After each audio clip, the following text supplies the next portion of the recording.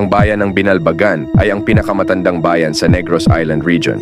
Also known as ang Banwang Panganay, ito ang naging puso ng pananampalatayang Katoliko sa buong isla. Mula sa mga Negritos o Aita hanggang sa mga Malayan settlers o Bornean Datos. Sinasabing may pagkakahalintulad ang mga residente nito sa mga taga-Panay noong datnan ng mga Kastila. As early as 1569, iniulat na wala itong kalaban-laban sa mga piratang dagat. Gayunpaman, sagana ito sa hipon na kanilang pangunahing produkto sa merkado noon, kung saan maaaring nakuha nito ang kanyang lumang pangalan na base sa 1572 Buglas Map ni Diego Lope Povedano, ang Inabbagan.